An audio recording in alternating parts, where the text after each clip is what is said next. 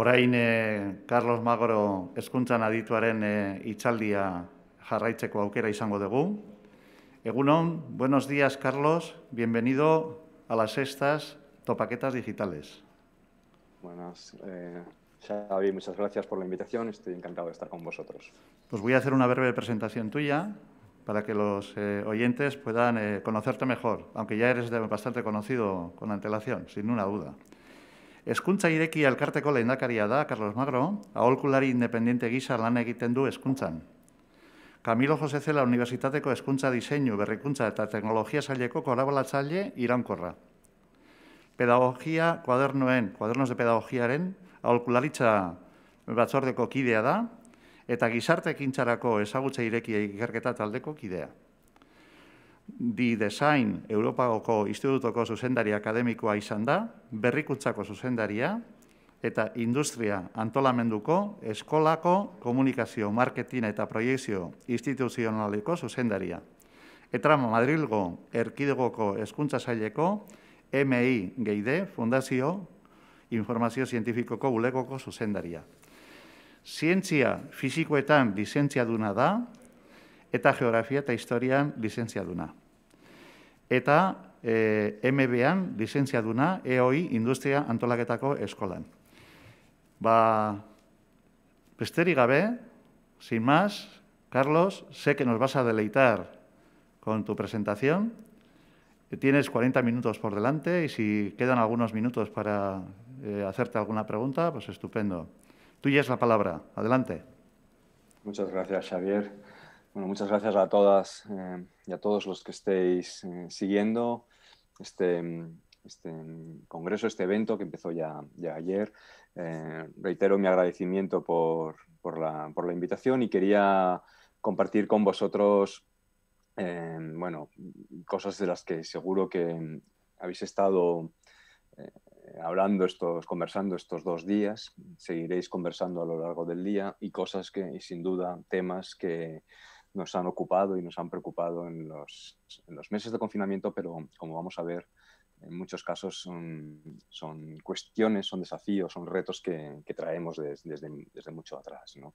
Y que la pandemia pues, lo que ha hecho es sobre todo ponerlos encima de la mesa y visibilizarlos de una manera muy, muy clara. Hay uno que persistentemente está encima de nuestras cabezas, es el reto de la digitalización, es el reto de qué hacemos en educación, qué hacemos con las escuelas, qué hacemos con nuestras prácticas en contextos de alta tecnología, como los que estamos, contextos vitales rodeados de tecnología como los que estamos viviendo, y por tanto cuál es la relación cuál debe ser la relación entre tecnología y digitalización y educación, cuál es la relación que tiene que haber entre tecnología, innovación y pedagogía, que desde mi punto de vista, pues evidentemente deberíamos lograr un equilibrio necesario en una situación en la que ninguno de los polos solos parece que nos ayuden a resolver los problemas que tenemos.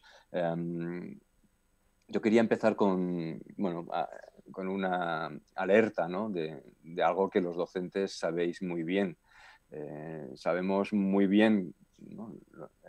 Los que estáis en el aula sabéis muy bien que no hay ningún método que nos solucione todo. No hay una solución óptima para las dificultades, no tanto los problemas, pero las dificultades y los retos de la educación.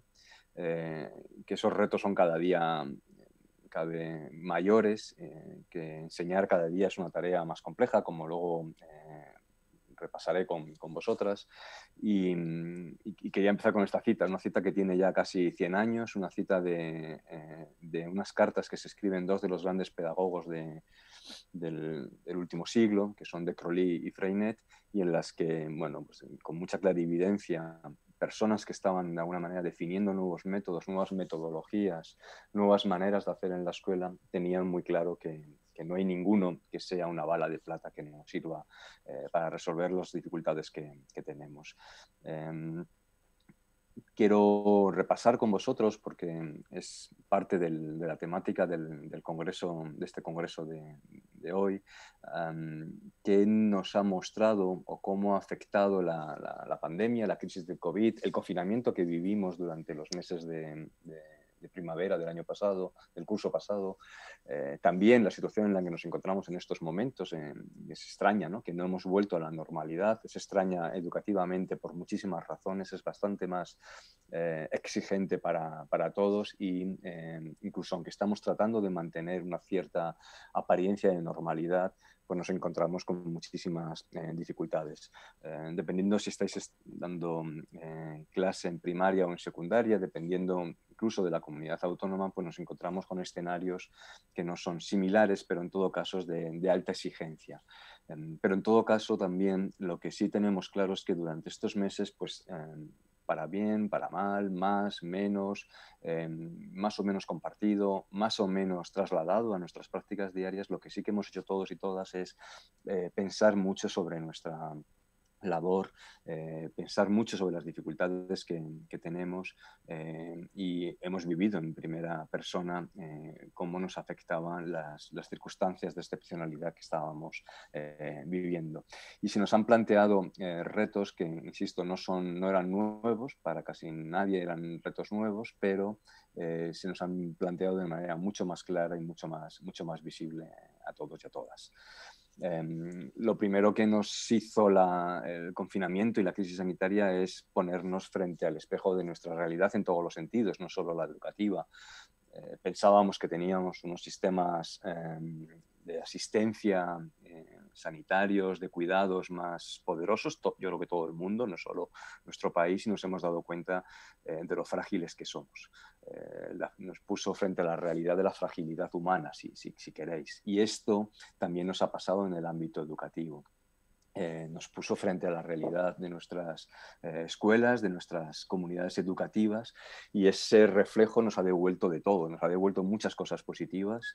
Yo creo que la primera, y quiero aprovechar también hoy que Cataluña celebra el Día del Maestro para agradecer el enorme esfuerzo que se ha hecho desde los docentes, desde las maestras, desde los maestros, y un gran compromiso docente que han permitido mantener dentro de la excepcionalidad una cierta normalidad. Lo permitió durante la pandemia, durante el confinamiento, perdón, y lo está permitiendo en estos momentos. Luego, eso es un aspecto positivo, claro, el gran compromiso de nuestros docentes y la gran capacidad de reacción para enfrentar situaciones de alta incertidumbre y excepcionalidad. También creo que nos ha devuelto una imagen de la escuela mucho más poderosa de lo que a veces teníamos. Y por tanto una imagen de la importancia de las escuelas y de la importancia de la labor de la docencia mucho más clara para todos que de la que probablemente tuviesen muchas personas hace unos meses. Luego hay aspectos claramente positivos, pero también nos han mostrado muchas de las costuras rotas y de los enormes desafíos que tenemos por delante. Son desafíos que afectan al sistema, que afectan a las escuelas, que nos afectan como profesionales, o sea, que nos afectan en distintos planos. El confinamiento que nos colocó en una situación de virtualidad obligada a todo el sistema educativo, algo impensable hace apenas un año, pues nos mostró precisamente la fragilidad de nuestro sistema, y no solo de nuestro sistema, eso ha sido general en todo el mundo. Es muy raro encontrar un sistema educativo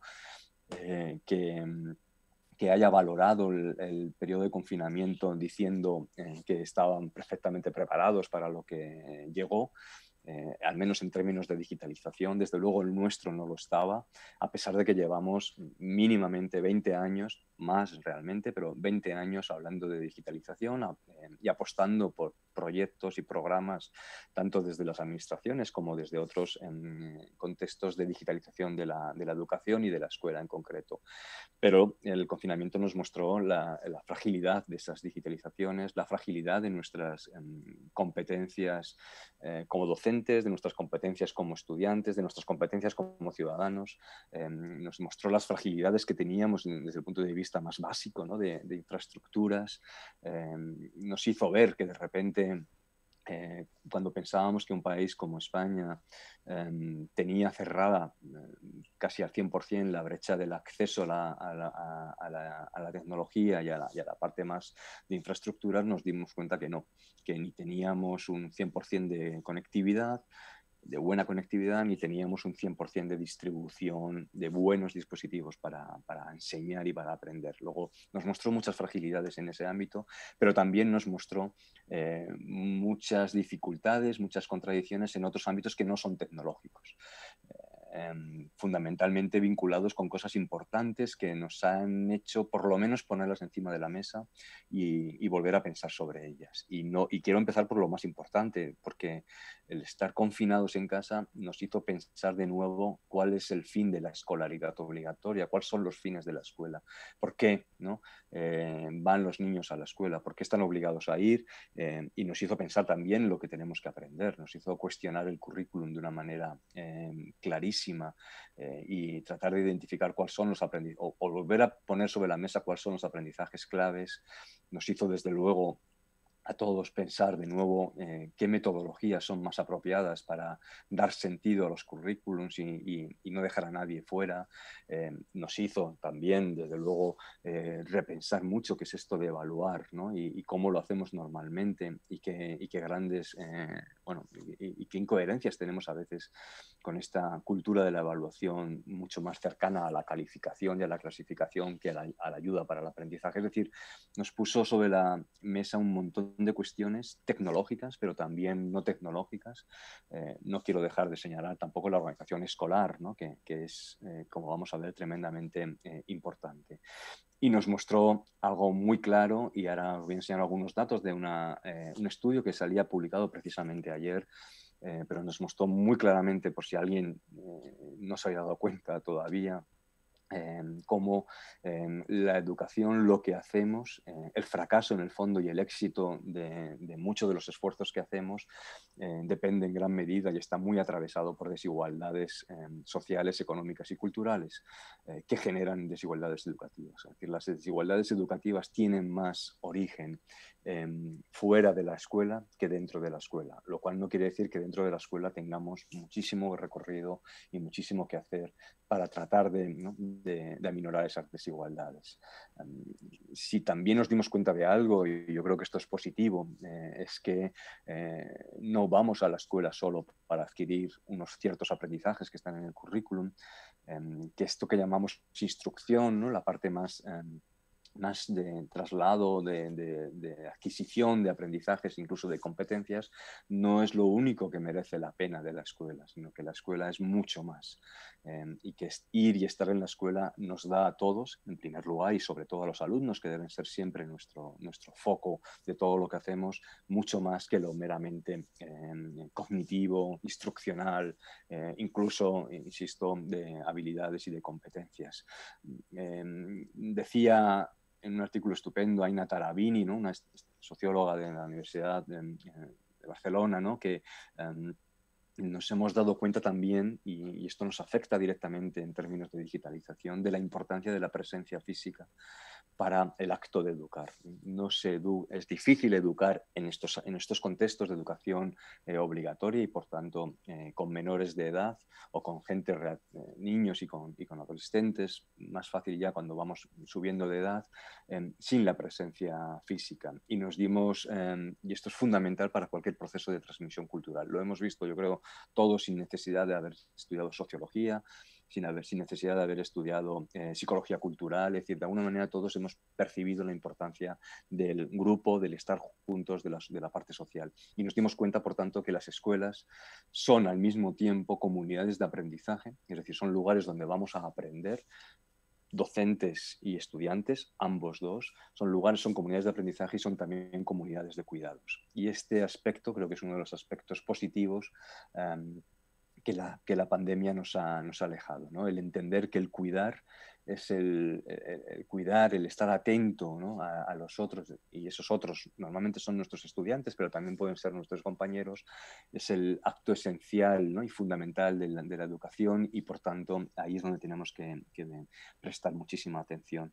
Hay muchísimos estudios, muchísimos informes, no quiero abrumaros, pero traigo este porque es fresco, tan fresco como que está presentado ayer.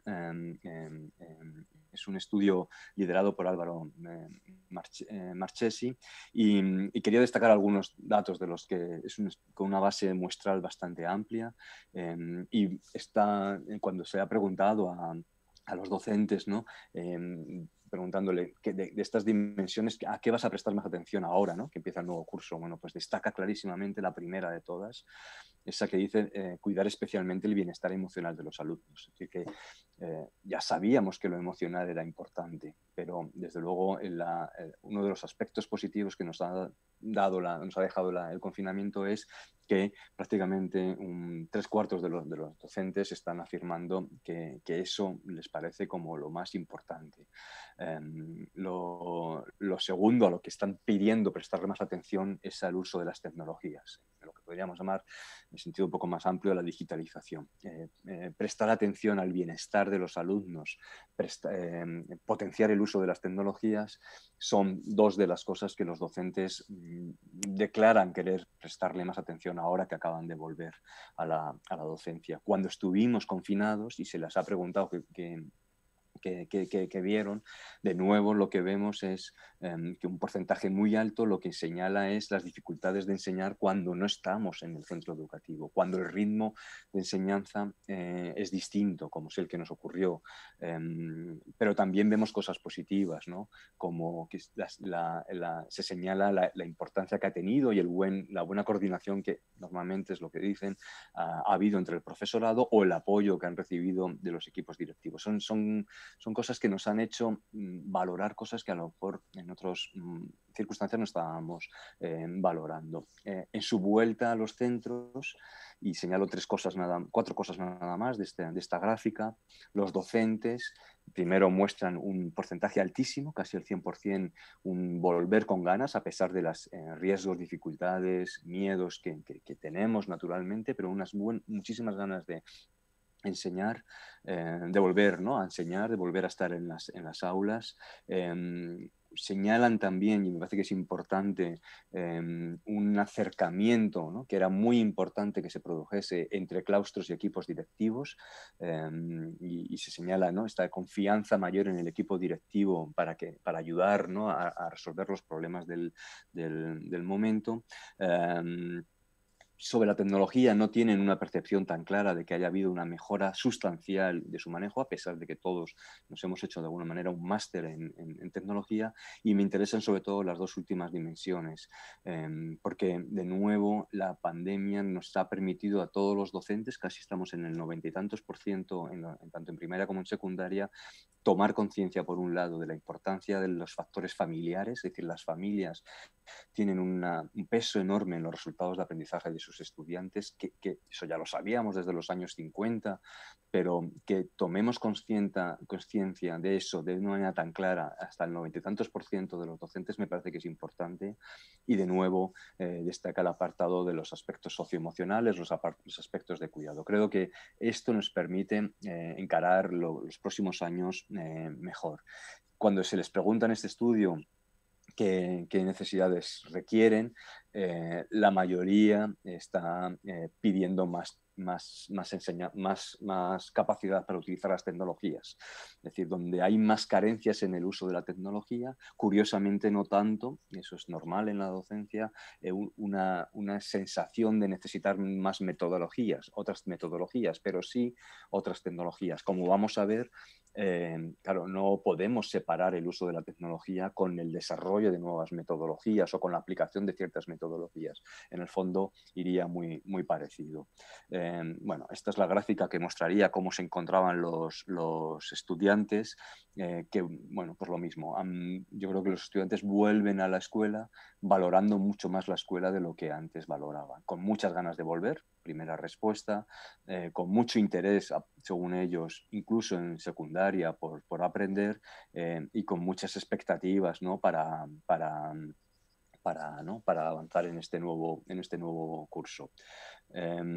Otro estudio, y sobre este también paso muy rápidamente, que hizo mi colega Fernando Trujillo justo antes de acabar bueno, en verano, señalaba los siguientes puntos, y aquí me quiero destacar sobre todo un poco más adelante la diapositiva de las familias. ¿Qué pide el alumnado? El alumnado pedía fundamentalmente, de nuevo, recursos tecnológicos. Pide innovación pedagógica, pide empatía, pero sobre todo pide disponibilidad tecnológica. Luego, el alumnado de alguna manera ha notado más que no hay una suficiente preparación, una suficiente digitalización de las escuelas para... No ha habido una suficiente digitalización previa para abordar el confinamiento tal y como lo estábamos viviendo.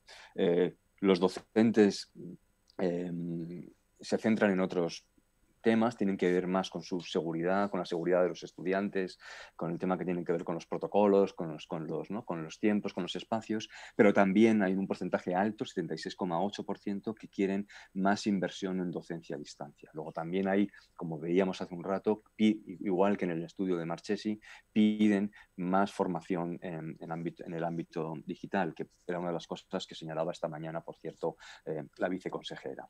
¿Y qué piden las familias? Y me resulta especialmente interesante lo que piden las familias, porque además de medidas de conciliación, curiosamente nos están pidiendo tres cosas tremendamente importantes. Piden una atención a la brecha social, son las primeras conscientes de que su papel condiciona, ¿no? Las condiciones de capital sociocultural de las familias condicionan el éxito o no de sus hijos, y lo están pidiendo claramente las familias. Lo que están pidiendo, de hecho, son, por tanto, políticas educativas que no sean solo escolares, dicho de otra manera, y piden dos cosas muy interesantes también, como sus hijos y como los docentes, más dotación tecnológica y una revisión del currículum. Son los únicos que piden una revisión del currículum porque han vivido en primera persona un poco el disparatado tipo de currículum que tenemos, y que probablemente no estuviesen tan acostumbrados como están, por un lado, los estudiantes, por otro, los docentes. Bueno, quería traeros esto porque, bueno, hay muchísimos datos nuevos, todos estos son datos nuevos, y como estos estudios hay muchísimos otros, y datos que ya venían de antes, pero todos nos están enfocando hacia la necesidad de un cambio, ¿no? De cambiar las cosas, y todos nos están señalando una serie de desafíos que van desde la concepción que tenemos, ¿no? Como docentes, como estudiantes y como familias de la enseñanza y del aprendizaje. Nos están señalando desafíos que tienen que ver con esto que decíamos de la empatía, y que, insisto, señalaba, yo creo, esta mañana cuando hablaba la viceconsejera, la importancia de la mirada de nuestros alumnos, ¿no? De que son el centro de nuestras actuaciones, no el centro de la enseñanza ni del aprendizaje, sino que todo lo que hacemos en la escuela lo hacemos por ellos, y por tanto no debemos dejar nunca de mirarles y darles voz, y por tanto también de la importancia del tipo de expectativas que ponemos sobre ellos. Hay un montón de desafíos que estamos viendo que tienen que ver con estos aspectos, pero también hay muchos desafíos que tienen que ver con el liderazgo, ¿no? Con el rol de los equipos directivos, o con el liderazgo distribuido, que ya no corresponde solo a los equipos directivos, que tienen que ver con la colaboración docente, que tienen que ver con el desarrollo profesional, con la identidad y las culturas profesionales, con la capacidad que tengamos como escuelas de vincularnos a otros, con la capacidad, ¿no? Y la necesidad de crear redes de escuelas, redes de docentes que ayuden a sobrellevar los grandes retos que tenemos. Esto se ha visto muy claro durante la pandemia, el confinamiento, pero son retos que no son nuevos, insisto, que traíamos ya desde las últimas décadas y los últimos años. Hay en general, y esto es un poco lo que revelaban los estudios que estábamos viendo, por parte de los docentes hemos visto un poco que, a pesar de los años y los intentos de digitalizar, de dotar de competencias a docentes y a estudiantes, de dotar de competencia digital también en las escuelas, nos hemos encontrado que cuando ha llegado la realidad hemos tenido que estar, como decían aquí estos docentes, improvisando durante todo el rato nuevas prácticas porque no las sabíamos. La mayoría de los docentes no las habían probado. Y esto nos ha llevado a una situación de mucha tensión y de mucha dificultad. Entonces, tal y como empezaba, y paso a la siguiente parte, lo que nos ha traído el confinamiento, desde mi punto de vista, la parte más positiva es que nos ha colocado encima de la mesa un montón de lecciones, un montón de reflexiones y desde luego la necesidad de repensar el rol que tenemos cada uno, seamos familia, estudiantes, docentes, equipos directivos, y la responsabilidad que nos corresponde, ¿no? Repensar la responsabilidad que tenemos cada uno. En un contexto en el que ya desde hace unos años podíamos decir que a pesar de todas estas retos y dificultades estamos en un buen momento para repensar, para reimaginar la escuela, para reescribir esto que de alguna manera conceptualizamos como educación tradicional, que estamos en un momento importante, ¿no? Una oportunidad y también una responsabilidad para acabar con ciertas maneras de hacer, ¿no? Con ciertas prácticas que al final generaban un aprendizaje muy superficial y que sobre todo, y me parece lo más importante, dejaban fuera y excluían pues, casi a un tercio de nuestro alumnado cuando terminaban la secundaria. Es decir, que estamos en un buen momento para repensar todo esto y al mismo tiempo, como este equilibrista, como todo el equilibrio que quiero trasladaros, esta idea de equilibrio que quiero trasladaros durante esta ponencia, estamos también en un momento complejo y de dificultades, ¿no? Un momento complejo porque esto de la enseñanza es algo tremendamente incierto. Ahora hemos vivido lo exponencial, ¿no? La incertidumbre exponencial, pero siempre es una actividad incierta, siempre es una actividad contextualizada, siempre tiene que estar respondiendo a las necesidades concretas de las aulas, de las comunidades educativas, y esto la hace especialmente compleja, y esto hace que el ser docente, como decía Paco Invernón hace un par de años, sea una labor paciente, laboriosa, difícil, muchísimo más, desde luego, de lo que piensan pues muchas personas, que afortunadamente, gracias, yo creo que a la pandemia, bueno, pues una gran parte de estas personas que pensaban que era algo sencillo se han dado cuenta de la dificultad, ¿no? De las dificultades de ser docente en estos momentos. Y se han dado cuenta también de que los dos principales protagonistas del acto educativo, que son los estudiantes y son los docentes, pues de alguna manera tienen mucha presión sobre ellos, no están satisfechos ni con el currículum, ni lo que se aprende, ni con las metodologías, ni con los recursos que tienen, ni con los resultados, ni con la percepción. O sea, hay una sensación un poco de desgaste en estos dos colectivos que deberíamos cuidar, muchísimo más. Un desgaste que está también en las raíces de ese fracaso y ese abandono escolar, que para mí es el gran motivo por el que un congreso como este tiene sentido, ¿no? Preguntarse por qué tenemos que innovar, por qué tenemos que cambiar. Bueno, pues es por esto, fundamentalmente porque tenemos un tercio de nuestra población estudiantil que de alguna manera tiene fracaso escolar porque repite, porque abandona tempranamente, ¿no? Porque no está conectado o porque directamente pasan de curso y aprenden pero no adquieren las competencias, no aprenden, ¿no? Pasan de curso, aprueban los exámenes pero no aprenden lo que tienen que aprender. Y un fracaso que no me voy a meter porque no es el tema de hoy, que tiene muchas razones, ¿no? Y que tiene muchas causas.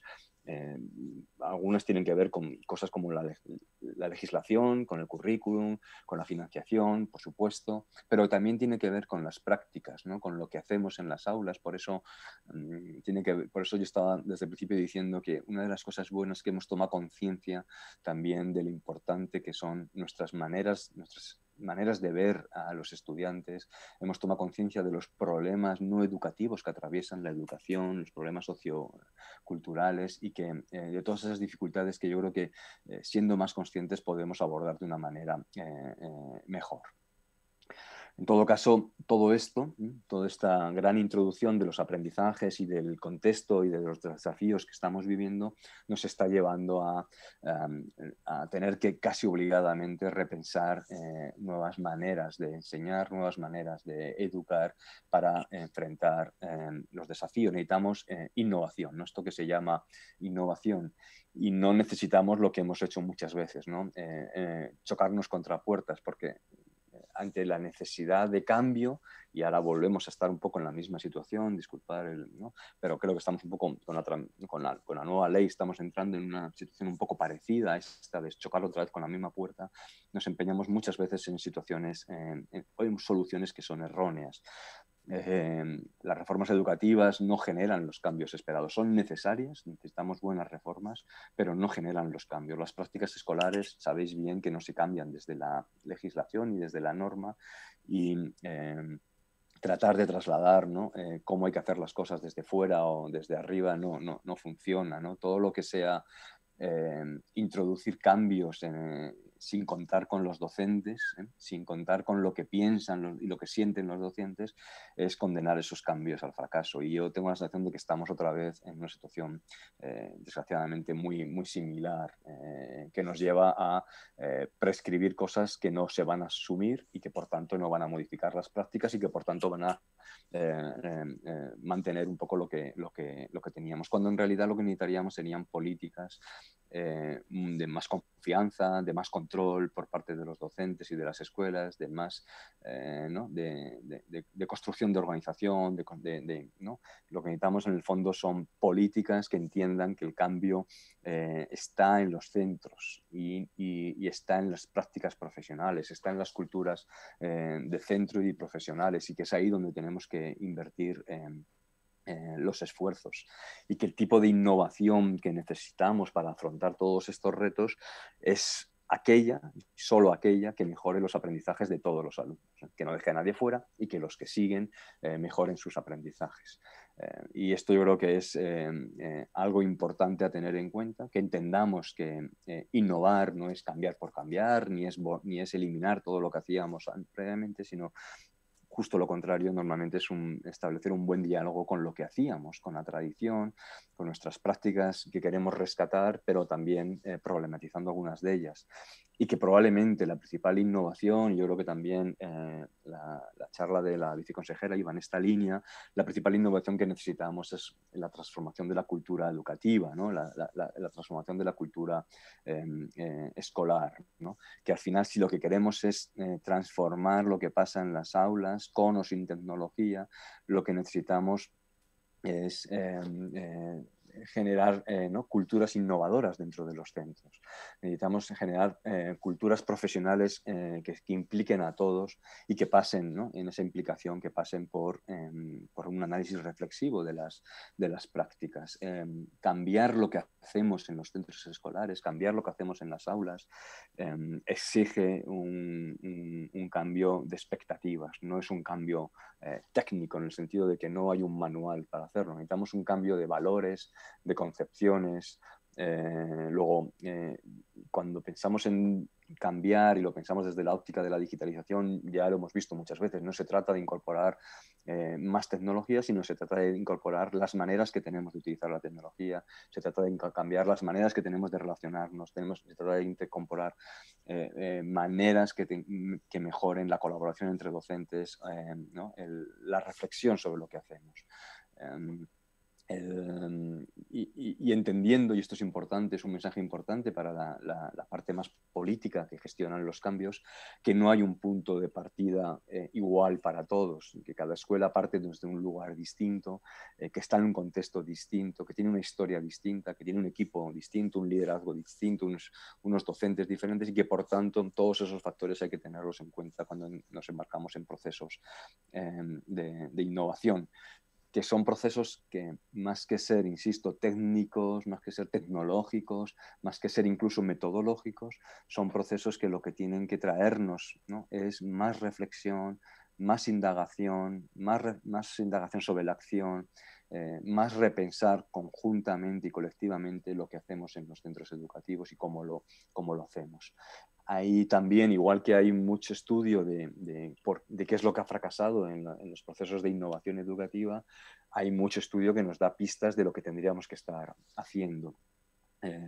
Y aquí os traigo 3 ideas que me parecen importantes, ¿no? Generar un entorno innovador, estableciendo unos objetivos comunes, ¿no? Un proyecto educativo, en otras palabras, apoyando el desarrollo profesional, como también decía la viceconsejera. O sea, es importantísimo el apoyar el desarrollo profesional. Y es importantísimo construir dentro de las comunidades educativas culturas que nos permitan la toma de decisiones compartidas.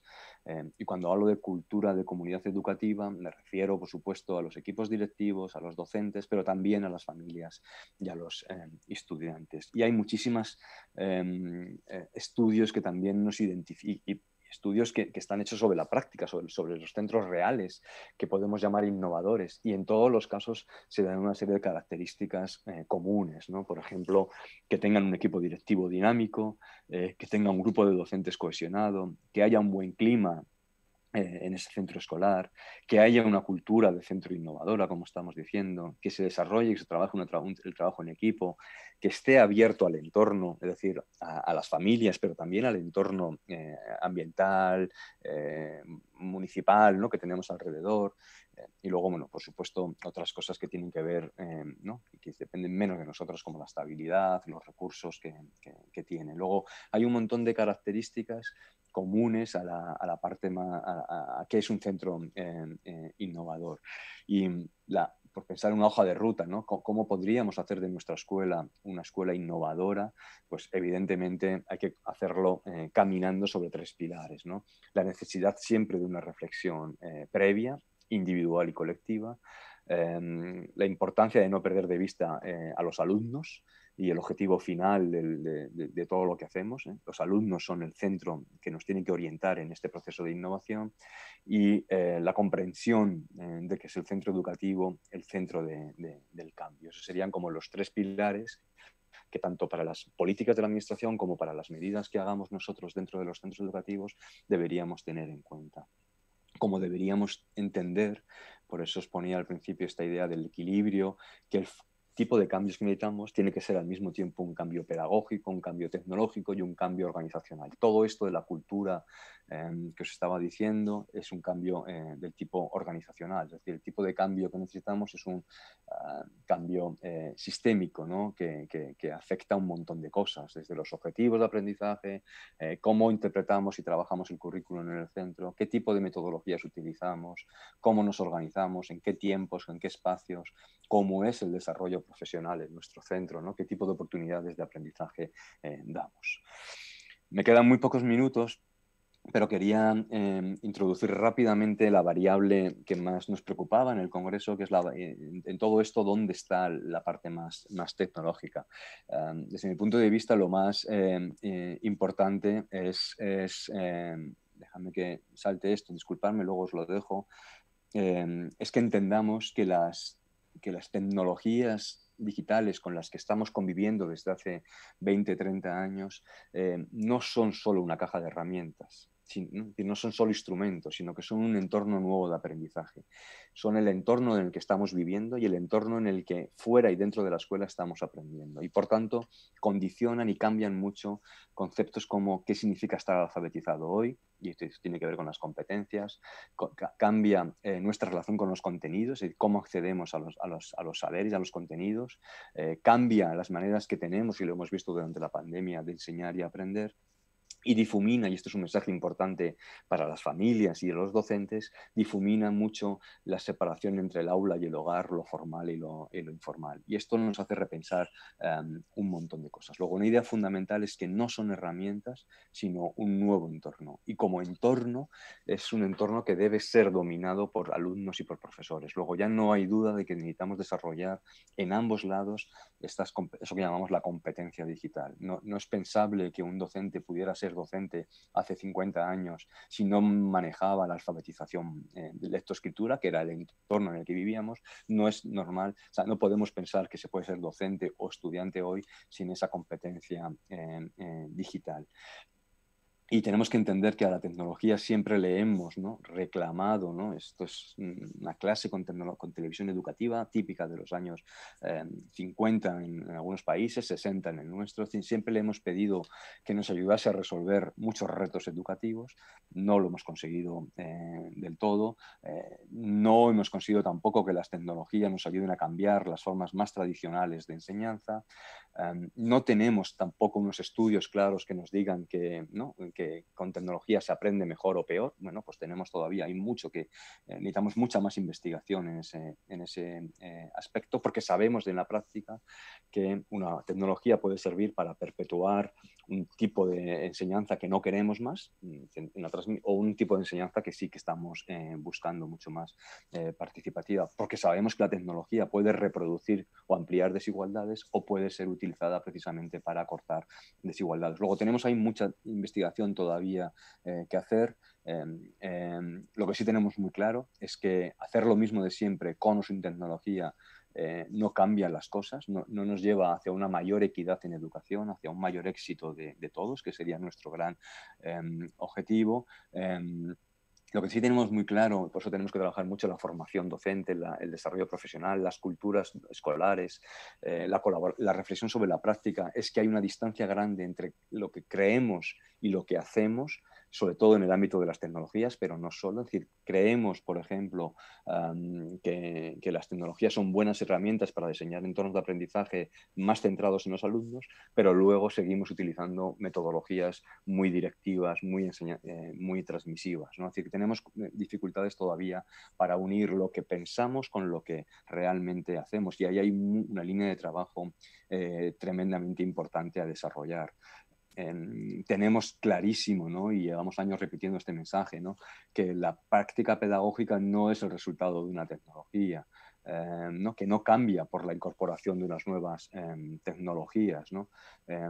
Pero ser conscientes de todas esas dificultades o desconocimientos que todavía tenemos no nos debe, y insisto mucho en esta idea, la tecnología no son herramientas, es el contexto en el que estamos viviendo, es el entorno en el que estamos aprendiendo, y por tanto ser conscientes de todas estas todavía cosas que tenemos pendientes de resolver no nos debe ser pesimistas ni con el potencial transformador de la tecnología en educación, ni por supuesto abandonar una pretensión que es casi obligatoria y de alta responsabilidad en este momento, que es educar con tecnologías, porque son el contexto en el que vivimos, insisto, y educar en tecnologías, es decir, en un uso crítico de la tecnología, porque son el contexto en el que estamos viviendo.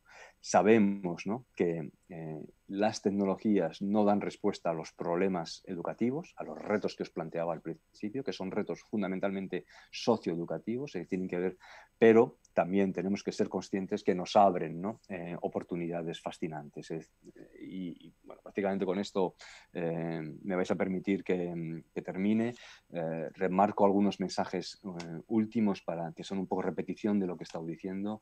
Necesitamos innovación para afrontar los retos que tenemos, pero necesitamos innovación pedagógica, innovación tecnológica e innovación organizacional. Que tan importante es cambiar nuestras metodologías, como cambiar el uso de la tecnología, cómo cambiar cómo nos organizamos en los centros escolares y las culturas escolares que tenemos.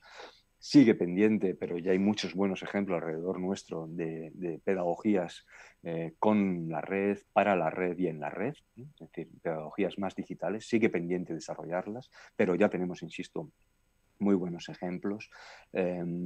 Sigue pendiente también, y está muy vinculado con las tecnologías, desarrollar pedagogías innovadoras que nos permitan trabajar eso que hemos visto tan claro durante la pandemia, ¿no?, esas habilidades del siglo XXI, la autonomía, la capacidad de concentración, la capacidad de aprender solos y de aprender a aprender, ¿no? Ese es el pensamiento ¿no?, más profundo, ¿no?, la reflexión sobre el aprendizaje.